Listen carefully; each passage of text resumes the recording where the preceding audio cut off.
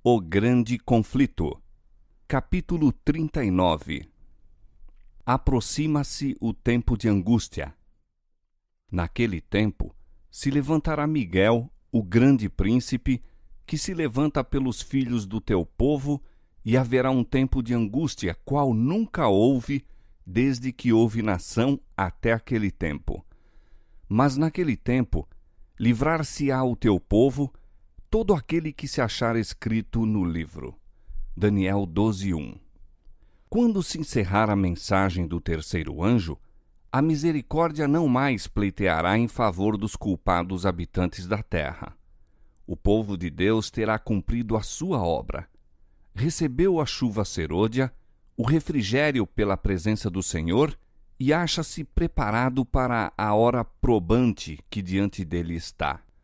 No céu, anjos apressam-se de um lado para outro. Um anjo que volta da terra anuncia que a sua obra está feita. O mundo foi submetido à prova final e todos os que se mostraram fiéis aos preceitos divinos receberam o selo do Deus vivo. Cessa então Jesus de interceder no santuário celestial. Levanta as mãos e com grande voz diz: Está feito. E toda a hoste angélica depõe suas coroas ao fazer ele o solene aviso: Quem é injusto, faça injustiça ainda. E quem está sujo, suje-se ainda. E quem é justo, faça justiça ainda. E quem é santo, seja santificado ainda. Apocalipse 22:11. Todos os casos foram decididos para a vida ou para a morte. Cristo fez expiação por seu povo e apagou os seus pecados. O número de seus súditos completou-se, e o reino e o domínio e a majestade dos reinos debaixo de todo o céu estão prestes a ser entregues aos herdeiros da salvação, e Jesus deve reinar como Rei dos Reis e Senhor dos Senhores. Deixando ele o santuário, as trevas cobrem os habitantes da terra. Naquele tempo terrível, os justos devem viver à vista de um Deus santo sem intercessor. Removeu-se a restrição que estivera sobre os ímpios, e Satanás tem domínio completo sobre os que finalmente se encontram impenitentes. Terminou a longanimidade de Deus. O mundo rejeitou a sua misericórdia, desprezou-lhe o amor, pisando sua lei. Os ímpios passaram os limites de seu tempo de graça. O Espírito de Deus, persistentemente resistido, foi, por fim, retirado. Desabrigados da graça divina, não têm proteção contra o maligno. Satanás mergulhará então os habitantes da terra em uma grande angústia final. Ao cessarem os anjos de Deus de conter os ventos impetuosos das paixões humanas, ficarão às soltas todos os elementos de contenda. O mundo inteiro se envolverá em ruína mais terrível do que a que sobreveio a Jerusalém na antiguidade. Um único anjo destruiu todos os primogênitos dos egípcios, enchendo a terra de pranto. Quando Davi ofendeu a Deus por contar o povo, um anjo fez aquela terrível destruição pela qual seu pecado foi punido. O mesmo poder destruidor exercido pelos santos anjos quando Deus ordena, será exercido pelos maus quando ele o permitir. Há agora forças preparadas e que aguardam apenas o consentimento divino para espalharem a desolação por toda a parte. Os que honram a lei de Deus têm sido acusados de acarretar juízo sobre o mundo e serão considerados como a causa das terríveis convulsões da natureza, da contenda e carnificina entre os homens, coisas que estão enchendo a terra de pavor. O poder que acompanha a última advertência enraiveceu os ímpios. Sua cólera acende-se contra todos os que receberam a mensagem, e Satanás incitará a maior intensidade ainda o espírito de ódio e perseguição. Quando a presença de Deus se retirou, por fim, da nação judaica, sacerdotes e povo não o sabiam, posto que sob o domínio de Satanás e governados pelas paixões mais horríveis e perniciosas, consideravam-se ainda como os escolhidos de Deus. Continuou o ministério no templo. Ofereciam-se sacrifícios sobre os altares poluídos e diariamente a bênção divina era invocada sobre um povo culpado do sangue do querido Filho de Deus e empenhado em matar seus ministros e apóstolos. Assim, quando a decisão irrevogável do santuário houver sido pronunciada e para sempre tiver sido fixado o destino do mundo, os habitantes da terra não o saberão. As formas da religião continuarão a ser mantidas por um povo do qual, finalmente, o Espírito de Deus se terá retirado. E o zelo satânico com que o príncipe do mal os inspirará para o cumprimento de seus maldosos desígnios terá a semelhança do zelo para com Deus.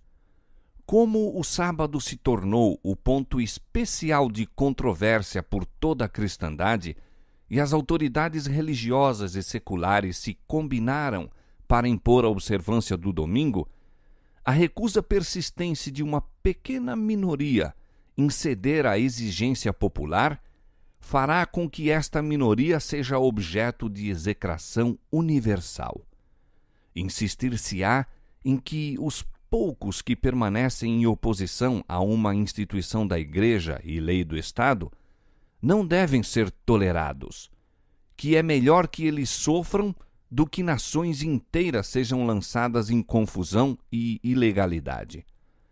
O mesmo argumento, há 1800 anos, foi aduzido contra Cristo pelos príncipes do povo. Convém, disse o astucioso Caifás, que um homem morra pelo povo e que não pereça toda a nação. João 11:50.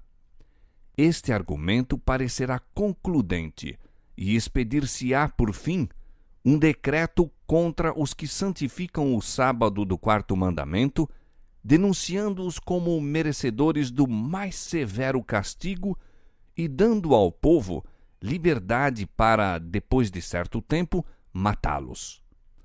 O romanismo no Velho Mundo e o protestantismo apóstata no Novo adotarão uma conduta idêntica para com aqueles que honram todos os preceitos divinos. O povo de Deus será, então, imerso naquelas cenas de aflição e angústia descritas pelo profeta como o tempo de angústia de Jacó. Assim diz o Senhor: ouvimos uma voz de temor, mas não de paz. Por que se têm tornado macilentos todos os rostos? Porque aquele dia é tão grande que não houve outro semelhante, e é tempo de angústia para Jacó. Ele, porém, será livrado dela. Jeremias capítulo 30, versos 5 a 7. A noite de angústia de Jacó, quando lutou em oração para obter livramento da mão de Esaú, Gênesis capítulo 32, versos 24 a 30, representa a experiência do povo de Deus no tempo de tribulação. Por causa do engano praticado a fim de conseguir a bênção de seu pai destinada a Esaú, havia Jacó fugido para salvar a vida, alarmado pelas ameaças de morte feitas por seu irmão. Depois de ficar muitos anos como exilado, pôs-se a caminho, por ordem de Deus, para voltar com suas mulheres e filhos, rebanhos e gado ao país natal. Chegando às fronteiras da terra, encheu-se de terror com as notícias da aproximação de Esaú à frente de um bando de guerreiros, indubitavelmente determinado à vingança. A multidão de Jacó, desarmada e indefesa, parecia prestes a cair desamparadamente como vítima da violência e morticínio. E ao fardo de ansiedade e temor, acrescentou-se o peso esmagador da reprovação de si próprio, pois que era o seu pecado que acarretara este perigo. Sua única esperança estava na misericórdia de Deus. Sua defesa única deveria ser a oração. Todavia, nada deixa de sua parte por fazer, a fim de expiar a falta para com seu irmão e desviar o perigo que o ameaçava. Assim, ao aproximarem-se do tempo de angústia, devem os seguidores de Cristo esforçar-se por se colocar em uma luz conveniente perante o povo, a fim de desarmar o preconceito e remover o perigo que ameaça a liberdade de consciência.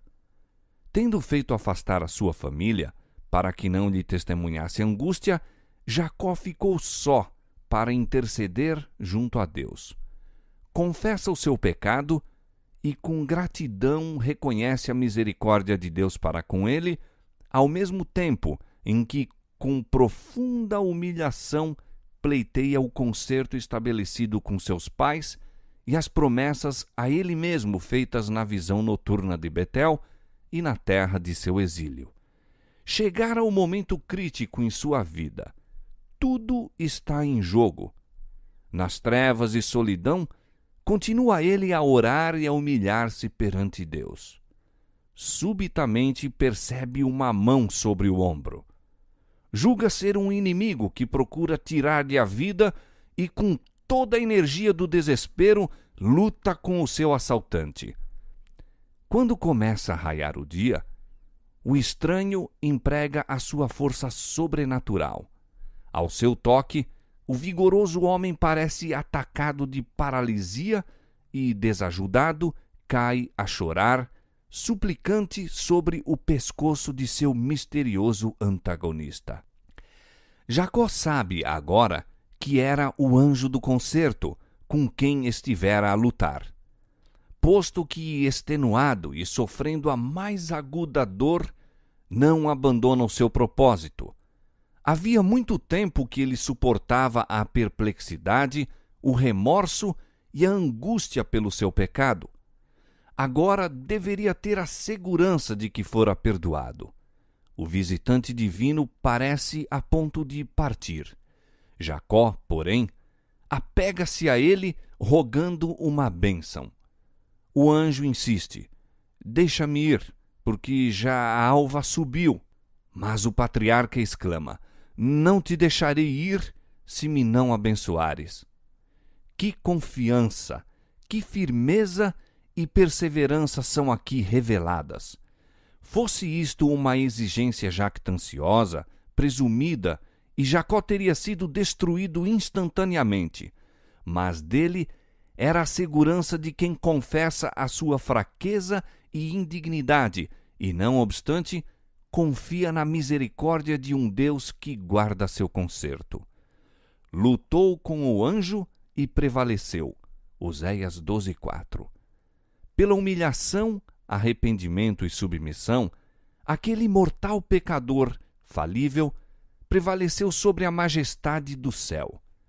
Confirmara as mãos trementes nas promessas de Deus, e o coração do amor infinito não poderia afastar a defesa do pecador. Como prova de seu triunfo e animação a outros para lhe imitarem o exemplo, seu nome foi mudado de um nome que lhe recordava o pecado para outro que comemorava sua vitória. E o fato de haver Jacó prevalecido com Deus constituía uma segurança que prevaleceria com os homens. Não mais teve receio de enfrentar a ira do irmão, pois o Senhor era a sua defesa. Satanás tinha acusado Jacó perante os anjos de Deus, pretendendo o direito de destruí-lo por causa de seu pecado. Havia incitado Esaú para marchar contra ele.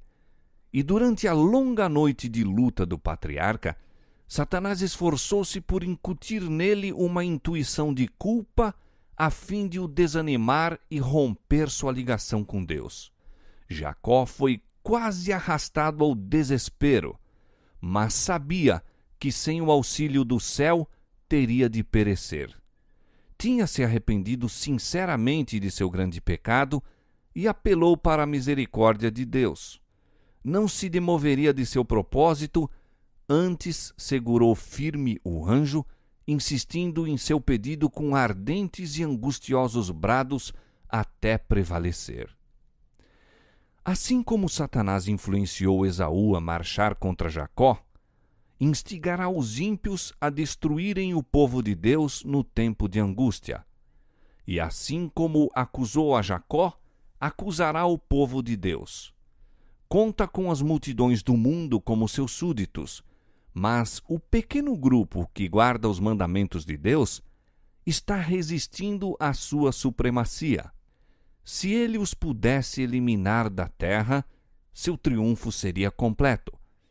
Ele vê que santos anjos os estão guardando e deduz que seus pecados foram perdoados, mas não sabe ele que seus casos foram decididos no santuário celestial.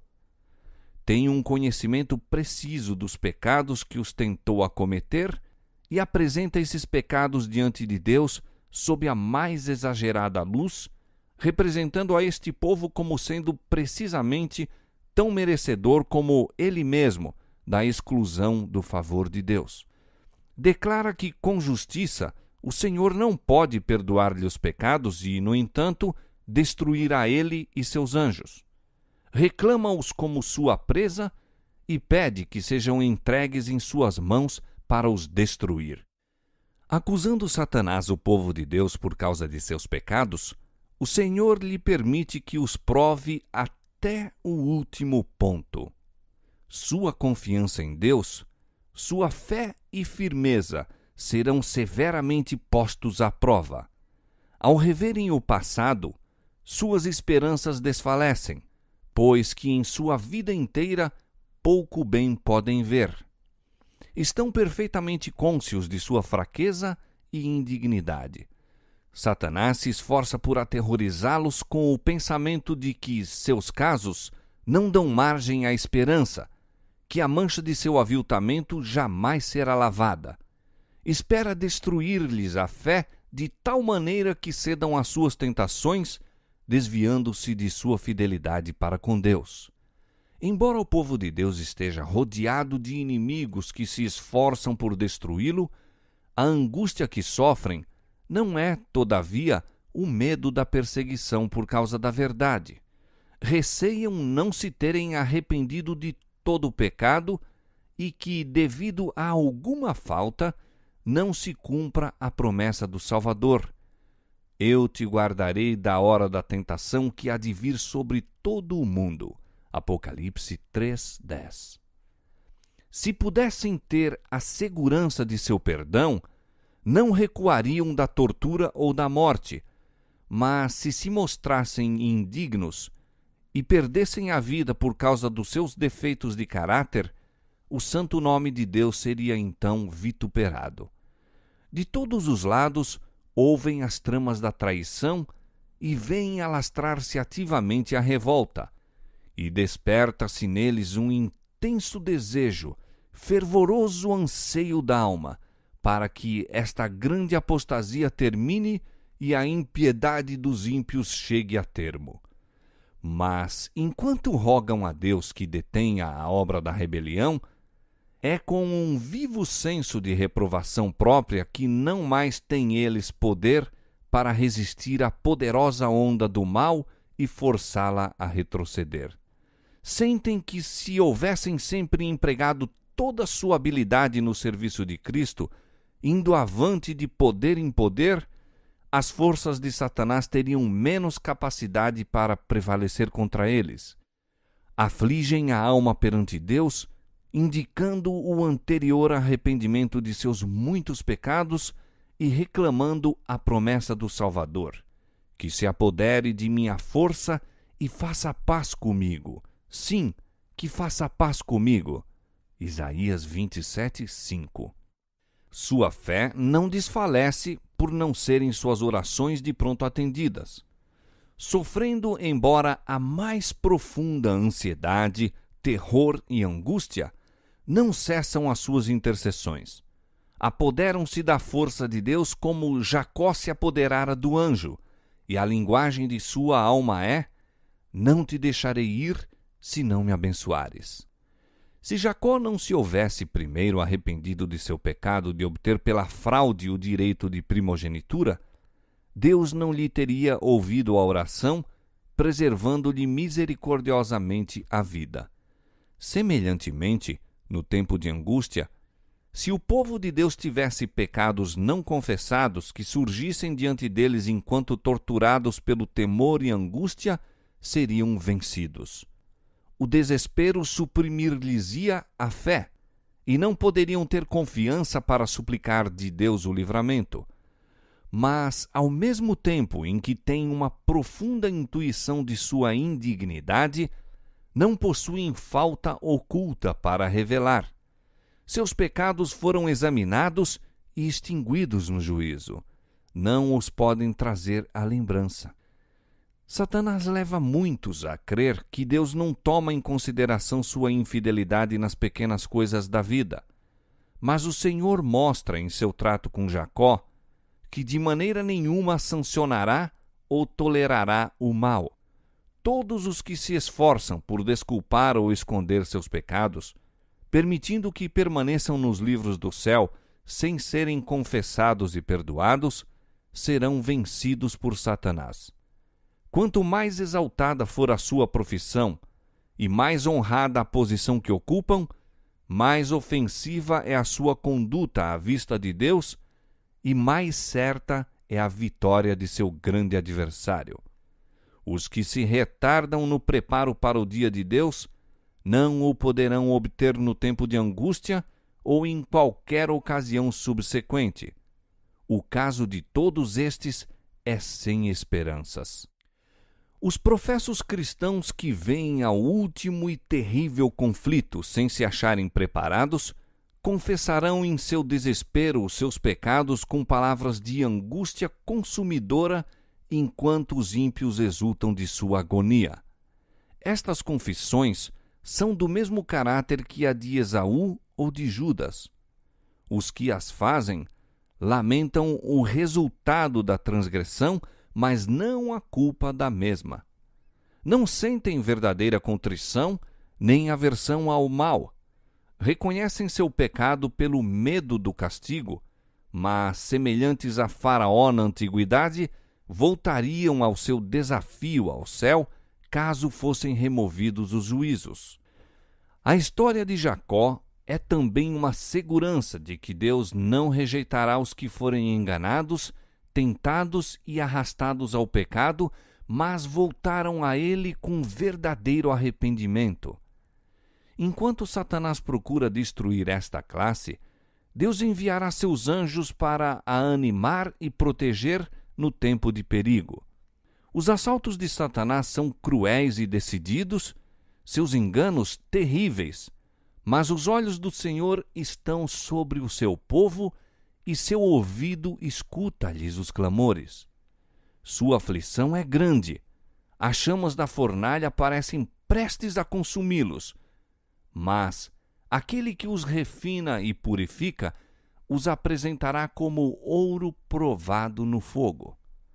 O amor de Deus para com os seus filhos durante o período de sua mais intensa prova é tão forte e terno como nos dias de sua mais radiante prosperidade.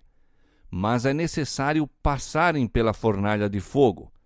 Sua natureza terrena deve ser consumida para que a imagem de Cristo possa refletir-se perfeitamente. O tempo de agonia e angústia que diante de nós está exigirá uma fé que possa suportar o cansaço, a demora e a fome. Fé que não desfaleça, ainda que severamente provada. O tempo de graça é concedido a todos a fim de se prepararem para aquela ocasião. Jacó prevaleceu porque era perseverante e decidido. Sua vitória é uma prova do poder da oração importuna. Todos os que lançarem mão das promessas de Deus como ele o fez, e como ele forem fervorosos e perseverantes, serão bem-sucedidos como ele o foi. Os que não estão dispostos a negar o eu, a sentir verdadeira agonia perante a face de Deus, a orar longa e fervorosamente rogando-lhe a bênção, não a obterão. Lutar com Deus, quão poucos sabem o que isto significa. Quão poucos têm buscado a Deus com contrição de alma, com intenso anelo, até que toda a faculdade se encontre em sua máxima tensão.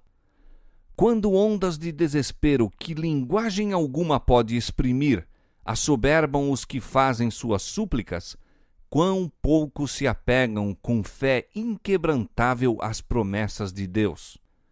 Os que agora exercem pouca fé correm maior perigo de cair sob o poder dos enganos de Satanás e do decreto que violentará a consciência. E mesmo resistindo à prova, serão imersos em uma agonia e aflição mais profundas no tempo de angústia, porque nunca adquiriram o hábito de confiar em Deus. As lições da fé, as quais negligenciaram, serão obrigados a aprender sob a pressão terrível do desânimo. Devemos familiarizar-nos agora com Deus, provando as suas promessas. Os anjos registram toda oração fervorosa e sincera. Devemos, de preferência, dispensar as satisfações egoístas a negligenciar a comunhão com Deus. A maior pobreza, a máxima abnegação, tendo o seu beneplácito, é melhor do que as riquezas, honras, comodidades e amizade sem ele. Devemos tomar tempo para orar. Se consentirmos que a mente se absorva com os interesses mundanos, o Senhor talvez nos dê esse tempo removendo nossos ídolos, sejam estes o ouro, sejam casas ou terras férteis. Os jovens não seriam seduzidos pelo pecado se recusassem a entrar por qualquer caminho, a não ser que pudessem rogar a bênção de Deus sobre o mesmo. Se os mensageiros que levam a última e solene advertência ao mundo orassem rogando a bênção de Deus, não de maneira fria, descuidada, ociosa, mas fervorosamente e com fé como fez Jacó, encontrariam muitos lugares onde poderiam dizer: tenho visto a Deus face a face, e a minha alma foi salva. Gênesis 32:30. Seriam tidos pelo céu na conta de príncipes com poder para prevalecer com Deus e com os homens. O tempo de angústia como nunca houve está prestes a manifestar-se sobre nós, e necessitaremos de uma experiência que agora não possuímos e que muitos são demasiado indolentes para obter. Dá-se muitas vezes o caso de se supor maior a angústia do que em realidade o é. Não se dá isso, porém, com relação à crise diante de nós. A mais vívida descrição não pode atingir a grandeza daquela prova. Naquele tempo de provações, toda a alma deverá por si mesma estar em pé perante Deus. Ainda que Noé, Daniel e Jó estivessem na terra, vivo eu, diz o Senhor Jeová, que nem filho nem filha eles livrariam, mas só livrariam as suas próprias almas pela sua justiça. Ezequiel 14:20. Agora, enquanto o nosso grande sumo sacerdote está a fazer expiação por nós, devemos procurar tornar-nos perfeitos em Cristo. Nem mesmo por um pensamento poderia nosso Salvador ser levado a ceder ao poder da tentação. Satanás encontra nos corações humanos algum ponto em que pode obter apoio. Algum desejo pecaminoso é acariciado, por meio do qual suas tentações asseguram a sua força. Mas Cristo declarou de si mesmo: aproxima-se o príncipe deste mundo e nada tem em mim. João 14:30. Satanás nada pôde achar no Filho de Deus que o habilitasse a alcançar a vitória. Tinha guardado os mandamentos de seu pai e não havia nele pecado que Satanás pudesse usar para sua vantagem. Esta é a condição em que devem encontrar-se os que subsistirão no tempo de angústia. É nesta vida que devemos afastar de nós o pecado pela fé no sangue expiatório de Cristo. Nosso precioso Salvador nos convida a unir-nos a Ele a ligar nossa fraqueza à sua força, nossa ignorância à sua sabedoria, aos seus méritos nossa indignidade. A providência de Deus é a escola na qual devemos aprender a mansidão e humildade de Jesus. O Senhor está sempre a colocar diante de nós não o caminho que preferiríamos, o qual nos parece mais fácil e agradável, mas os verdadeiros objetivos da vida. Toca a nós cooperar com os meios que o céu emprega na obra de conformar nosso caráter ao modelo divino. Ninguém poderá negligenciar ou adiar esta obra sem grave perigo para a sua alma. O apóstolo João ouviu, em uma visão, uma grande voz no céu exclamando: Ai dos que habitam na terra e no mar, porque o diabo desceu a vós e tem grande ira, sabendo que já tem pouco tempo. Apocalipse 12:12. Terríveis são as cenas que provocam esta exclamação da voz celestial. A ira de Satanás aumenta à medida em que o tempo se abrevia e sua obra de engano e destruição atingirá o auge no tempo de angústia. Terríveis cenas de caráter sobrenatural logo se manifestarão nos céus como indício do poder dos demônios operadores de prodígios. Os espíritos diabólicos sairão aos reis da terra e ao mundo inteiro para segurá-los no engano e forçá-los a se unirem a Satanás em sua última luta contra o governo do céu. Mediante estes agentes, serão enganados tanto governadores como súditos. Levantar-se-ão pessoas pretendendo ser o próprio Cristo e reclamando o título e culto que pertencem ao Redentor do mundo. Efetuarão maravilhosos prodígios de cura, afirmando terem recebido do céu revelações que contradizem o testemunho das Escrituras. Como ato culminante no grande drama do engano, o próprio Satanás personificará Cristo. A Igreja tem há muito tempo professado considerar o advento do Salvador como a realização de suas esperanças. Assim, o grande enganador fará parecer que Cristo veio. Em várias partes da terra, Satanás se manifestará entre os homens como um ser majestoso, com brilho deslumbrante, assemelhando-se à descrição do Filho de Deus, dada por João no Apocalipse, capítulo 1, versos 13 a 15. A glória que o cerca não é excedida por coisa alguma que os olhos mortais já tenham contemplado. Ressoa nos ares a aclamação de triunfo: Cristo veio! Cristo veio! O povo se mostra em adoração diante dele, enquanto este ergue as mãos e sobre eles pronuncia uma bênção, assim como Cristo abençoava seus discípulos quando aqui na terra esteve. Sua voz é meiga e branda, cheia de melodia. Em tom manso e compassivo, apresenta algumas das mesmas verdades celestiais e cheias de graça que o Salvador proferia. Cura as moléstias do povo e então, em seu pretenso caráter de Cristo, alega ter mudado o sábado para o domingo, ordenando a todos que santifiquem o dia que ele abençoou.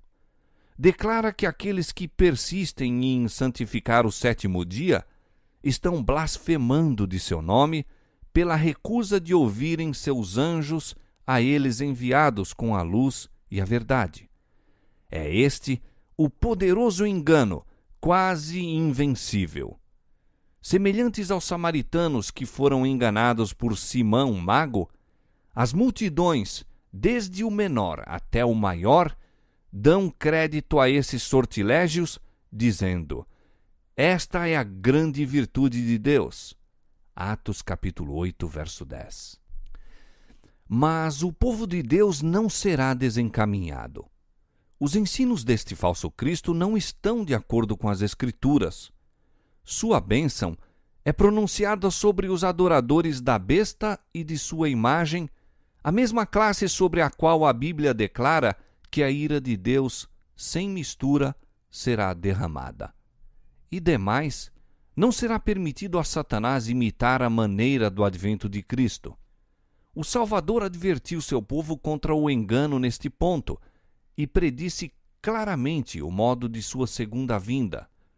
Surgirão falsos cristos e falsos profetas e farão tão grandes sinais e prodígios que, se possível fora, enganariam até os escolhidos. Portanto, se vos disserem, eis que ele está no deserto, não saiais. Eis que ele está no interior da casa, não acrediteis. Porque, assim como o relâmpago sai do Oriente e se mostra até ao Ocidente, assim será também a vinda do Filho do Homem. Mateus capítulo 24, versos 24 a 27. Não há possibilidade de ser imitada esta vinda. Será conhecida universalmente, testemunhada pelo mundo inteiro. Apenas os que forem diligentes estudantes das Escrituras e receberem o amor da verdade estarão ao abrigo dos poderosos enganos que dominam o mundo. Pelo testemunho da Bíblia, estes surpreenderão o enganador em seu disfarce. Para todos virá o tempo de prova. Pela cirandagem da tentação, revelar-se-ão os verdadeiros crentes. Acha-se hoje o povo de Deus tão firmemente estabelecido em sua palavra que não venha a ceder à evidência de seus sentidos? Apegar-se-á nesta crise à Bíblia e à Bíblia só? Sendo possível, Satanás os impedirá de obter o preparo para estar em pé naquele dia. Disporá as coisas de tal maneira a lhes obstruir o caminho, embaraçá-los-á com os tesouros terrestres, fá-los-á levar um fardo pesado, cansativo, a fim de que seu coração se sobrecarregue com os cuidados desta vida e o dia de prova venha sobre eles como um ladrão. Quando o decreto promulgado pelos vários governantes da cristandade contra os observadores dos mandamentos lhes retirar a proteção do governo, abandonando-os aos que lhes desejam a destruição, o povo de Deus fugirá das cidades e vilas e reunir-se-á em grupos, habitando nos lugares mais desertos e solitários. Muitos encontrarão refúgio na fortaleza das montanhas. Semelhantes aos cristãos dos vales do Piemonte, dos lugares altos da terra farão santuários, agradecendo a Deus pelas fortalezas das rochas. Isaías 33:16. Muitos, porém, de todas as nações e de todas as classes, elevadas e humildes, ricos e pobres, pretos e brancos, serão arrojados na escravidão mais injusta e cruel. Os amados de Deus passarão dias penosos, presos em correntes, retidos pelas barras da prisão, sentenciados à morte, deixados alguns aparentemente para morrer à fome nos escuros e nauseabundos calabouços.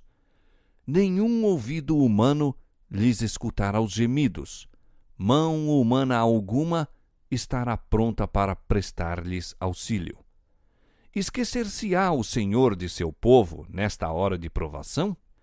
Esqueceu-se ele de seu fiel Noé quando caíram o juízo sobre o mundo antediluviano?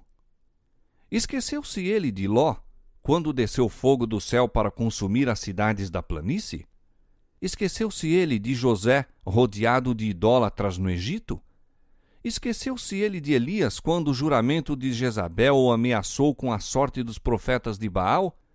Esqueceu-se de Jeremias no escuro e horrendo fosso de sua prisão? Esqueceu-se dos 3 heróis na fornalha ardente ou de Daniel na cova dos leões? Mas Sião diz: já me desamparou o Senhor, e o Senhor se esqueceu de mim. Pode uma mulher esquecer-se tanto de seu filho que cria, que se não compadeça dele, do filho do seu ventre? Mas, ainda que esta se esquecesse, eu, todavia, me não esquecerei de ti. Eis que nas palmas das minhas mãos te tenho gravado. Isaías 49, versos 14 a 16. O Senhor dos Exércitos disse: aquele que tocar em vós, toca na menina do seu olho. Zacarias 2, 8. Ainda que os inimigos os lancem nas prisões, as paredes do calabouço não podem interceptar a comunicação entre sua alma e Cristo.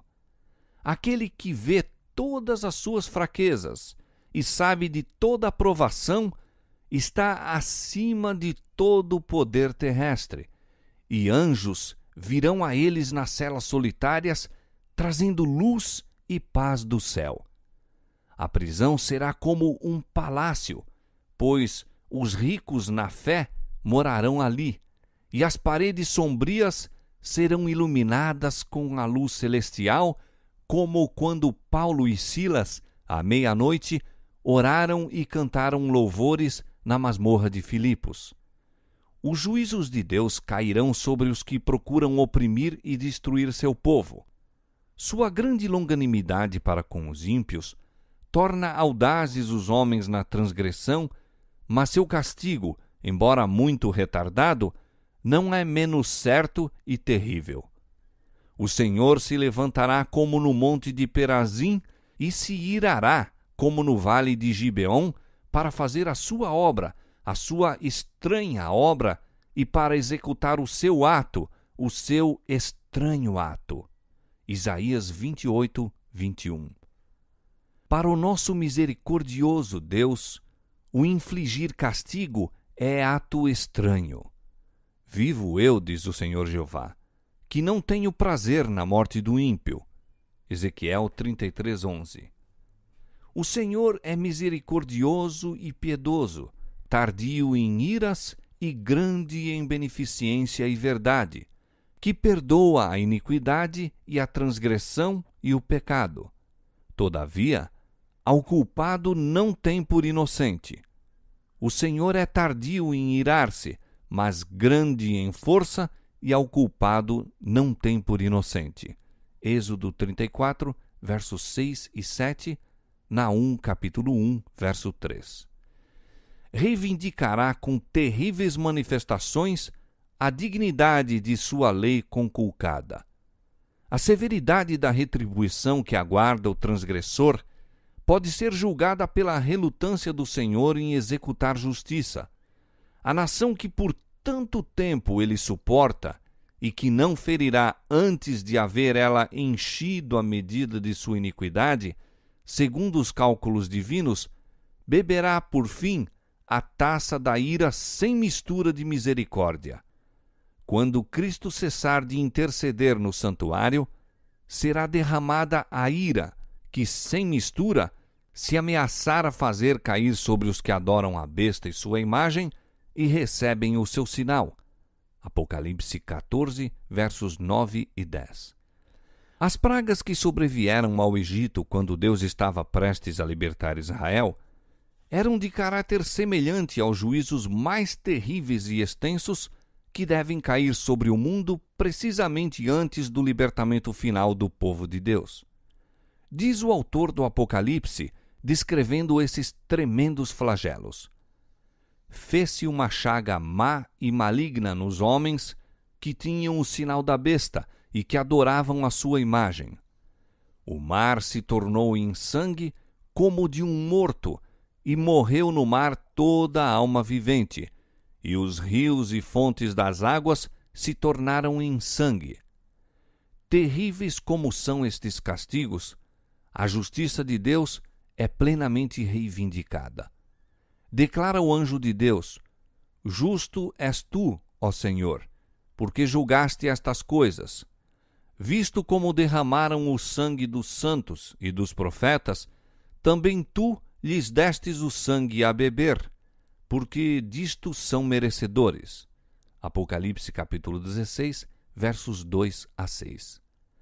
Condenando o povo de Deus à morte, são tão culpados do crime do derramamento de seu sangue como se este tivesse sido derramado por suas próprias mãos.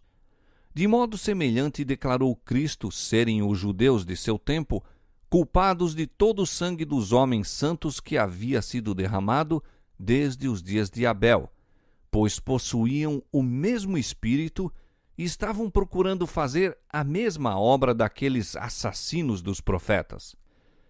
Na praga que se segue, é dado poder ao sol para que abrasasse os homens com fogo, e os homens foram abrasados com grandes calores. Versos 8 e 9. Os profetas assim descrevem a condição da terra naquele tempo terrível.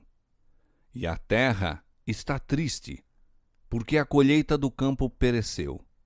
Todas as árvores do campo se secaram, e a alegria se secou entre os filhos dos homens. A semente apodreceu debaixo dos seus torrões, os celeiros foram assolados. Como geme o gado! As manadas de vacas estão confusas porque não têm pasto. Os rios se secaram e o fogo consumiu os pastos do deserto. Os cânticos do templo serão gritos de dor naquele dia, diz o Senhor Jeová. Muitos serão os cadáveres, em todos os lugares serão lançados fora em silêncio. Joel capítulo 1, versos 10 a 12, versos 17 a 20 e Amós capítulo 8, verso 3. Estas pragas não são universais. Ao contrário, os habitantes da terra seriam inteiramente exterminados. Contudo, serão os mais terríveis flagelos que já foram conhecidos por mortais. Todos os juízos sobre os homens, antes do final do tempo da graça, foram misturados com misericórdia. O sangue propiciatório de Cristo tem livrado o pecador de os receber na medida completa de sua culpa. Mas no juízo final, a ira é derramada sem mistura de misericórdia. Naquele dia, multidões desejarão o abrigo da misericórdia de Deus, abrigo que durante tanto tempo desprezaram. Eis que vem dias, diz o Senhor Jeová, em que enviarei fome sobre a terra, não fome de pão, nem sede de água, mas de ouvir as palavras do Senhor. E irão vagabundos de um mar até outro mar, e do norte até ao oriente. Correrão por toda a parte, buscando a palavra do Senhor, e não a acharão. Amós capítulo 8, versos 11 e 12. O povo de Deus não estará livre de sofrimento, mas conquanto perseguidos e angustiados, conquanto suportem privações e sofram pela falta de alimento, não serão abandonados a perecer.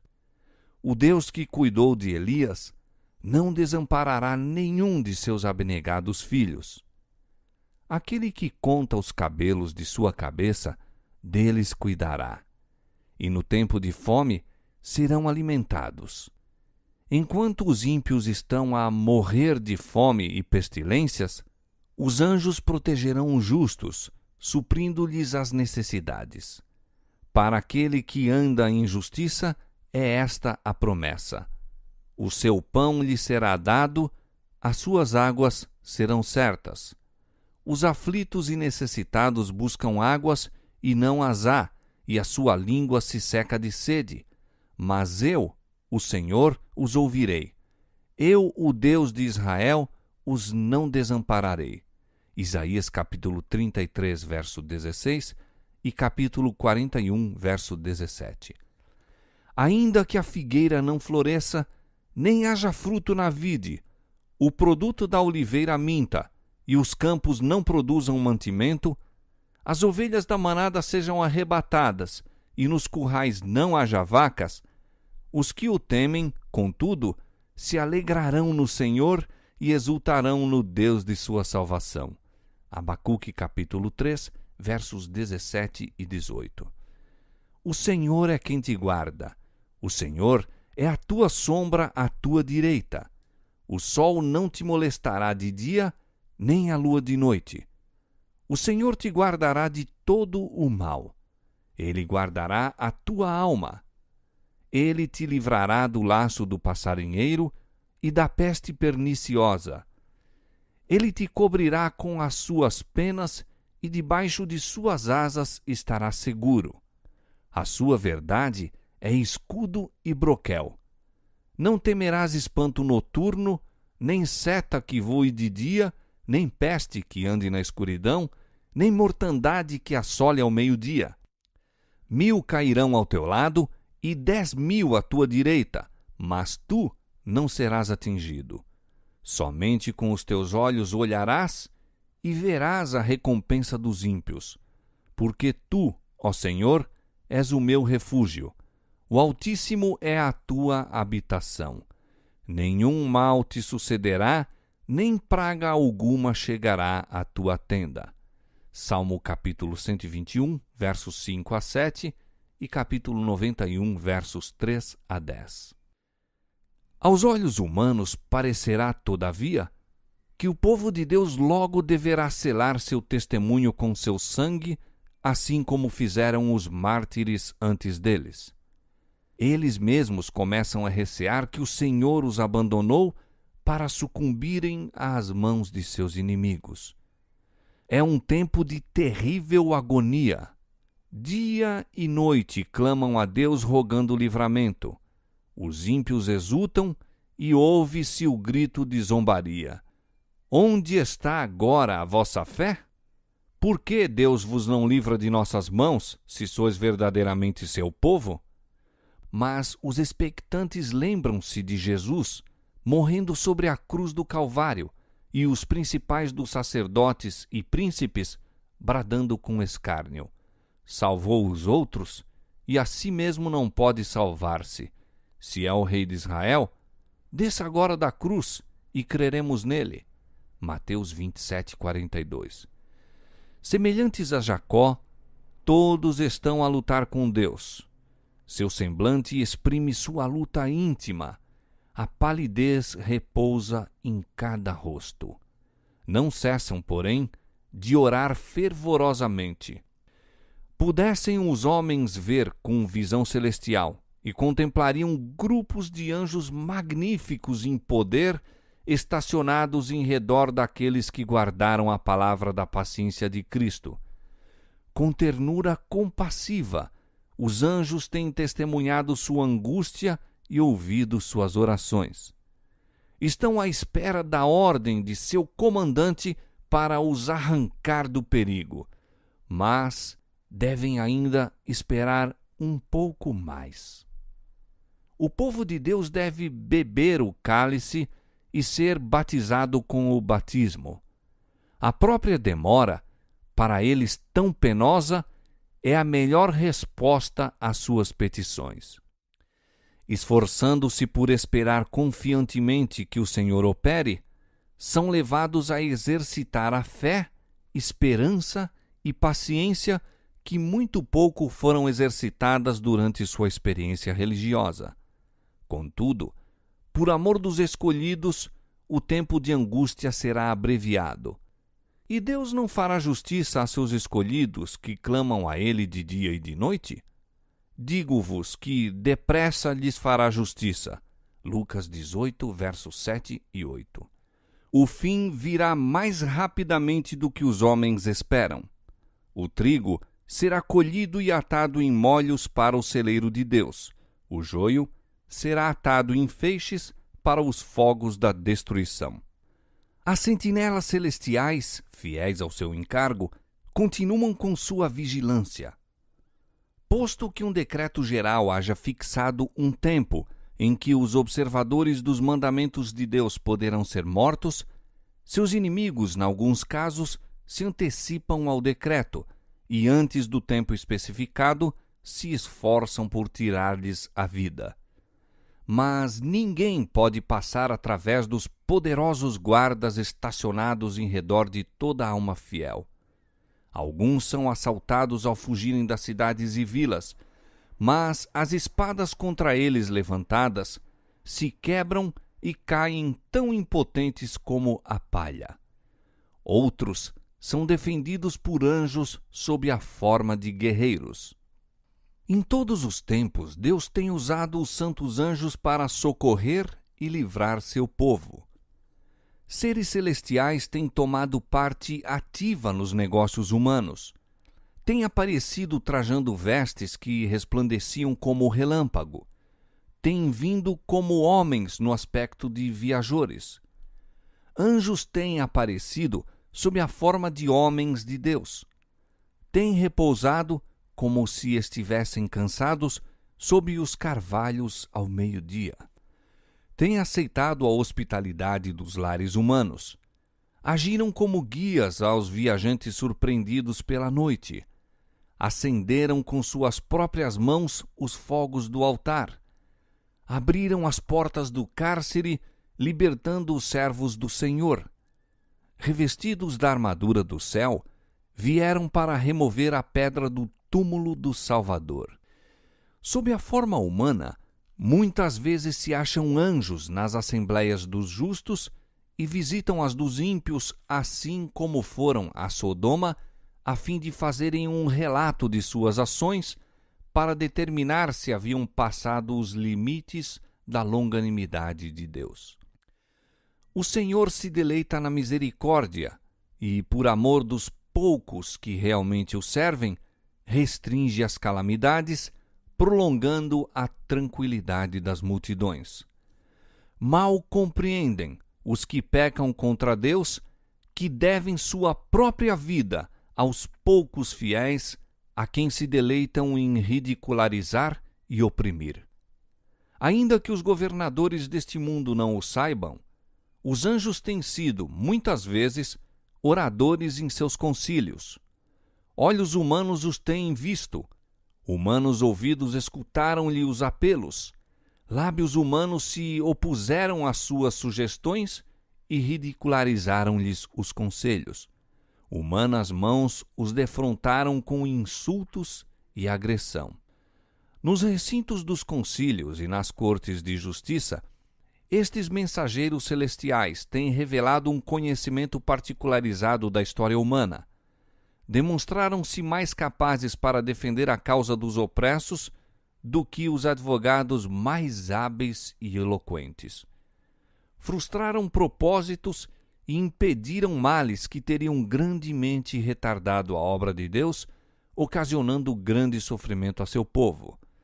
Na hora de perigo e angústia, o anjo do Senhor acampa-se ao redor dos que o temem e os livra. Salmos 34, verso 7. Com ardente anseio, o povo de Deus aguarda os sinais de seu rei vindouro. Ao serem consultadas as sentinelas, guarda, que ouve de noite, é dada sem vacilação a resposta, vem amanhã e também à noite. Isaías capítulo 21, versos 11 e verso 12. Brilha a luz nas nuvens sobre o cume das montanhas. Revelar-se-á em breve a sua glória. O sol da justiça está prestes a raiar. A manhã e a noite estão ambas às portas. O iniciar de um dia em término para os justos e o baixar de eterna noite para os ímpios. Ao insistir o povo militante de Deus com suas súplicas perante o Senhor, o véu que o separa do invisível parece quase retirar-se. Os céus incendem com o raiar do dia eterno e qual melodia de cânticos angelicais soam ao ouvido as palavras: permanecei firmes em vossa fidelidade, o auxílio vem.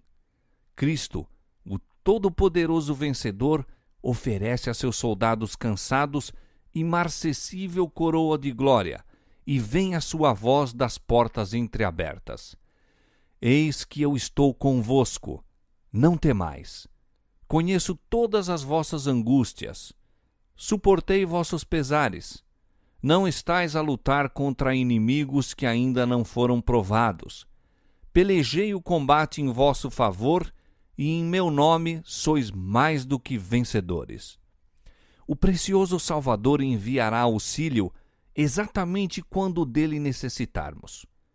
O caminho para o céu acha-se consagrado pelas suas pegadas. Cada espinho que fere nossos pés feriu os seus. A cruz que somos chamados a carregar, Ele a levou antes de nós.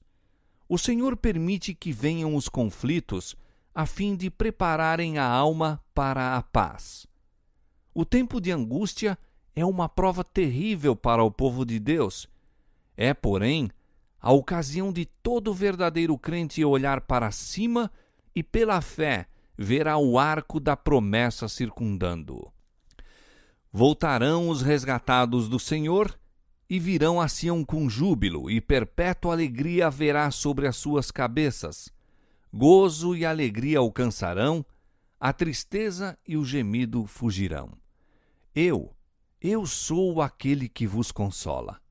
Quem, pois, és tu, para que temas o homem, que é mortal, ou o filho do homem, que se tornará em feno?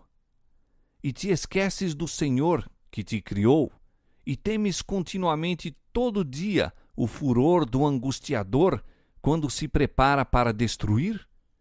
Onde está o furor do que te atribulava? O exilado cativo depressa será solto e não morrerá na caverna, e o seu pão lhe não faltará. Porque eu sou o Senhor teu Deus, que fende o mar e bramem as suas ondas. O Senhor dos exércitos é o seu nome. E ponho as minhas palavras na tua boca, e te cubro com a sombra da minha mão. Isaías capítulo 51, versos 11 a 16. Pelo que agora ouve isto, ó opressa e embriagada, mas não de vinho. Assim diz o teu Senhor, Jeová, e teu Deus, que pleiteará a causa de seu povo. Eis que eu tomo da tua mão o cálice da vacilação, as fezes do cálice do meu furor. Nunca mais dele beberás. Mas pô-lo-ei nas mãos dos que te entristeceram, que dizem à tua alma: abaixa-te, para que passemos sobre ti. E tu pusestes as tuas costas como chão e como caminho aos viandantes. Isaías capítulo 51, versos 21 a 23. Os olhos de Deus, vendo através dos séculos, fixaram-se na crise que seu povo deve enfrentar quando os poderes terrestres contra ele se dispuserem. Como o exilado cativo, estarão receosos da morte pela fome ou pela violência, mas o santo que diante de Israel dividiu o Mar Vermelho manifestará seu grande poder, libertando-o do cativeiro. Eles serão meus, diz o Senhor dos Exércitos. Naquele dia que farei serão para mim particular tesouro. Poupá-los-ei como um homem poupa a seu filho, que o serve. Malaquias 3,17. Se o sangue das fiéis testemunhas de Cristo fosse derramado nessa ocasião, não seria como o sangue dos mártires, qual semente lançada a fim de produzir uma messe para Deus. Sua fidelidade não seria testemunho para convencer outros da verdade, pois que o coração endurecido rebateu as ondas de misericórdia até não mais voltarem. Se os justos fossem agora abandonados, para caírem como presa de seus inimigos, seria um triunfo para o príncipe das trevas. Diz o salmista: no dia da adversidade, me esconderá no seu pavilhão. No oculto do seu tabernáculo me esconderá. Salmo 27, verso 5. Cristo falou: vai, pois, povo meu, entra nos teus quartos e fecha as tuas portas sobre ti. Esconde-te só por um momento, até que passe a ira. Porque eis que o Senhor sairá do seu lugar para castigar os moradores da terra por causa da sua iniquidade. Isaías capítulo 26, versos 20 e 21. Glorioso será o livramento dos que pacientemente esperaram pela sua vinda e cujos nomes estão escritos no livro da vida.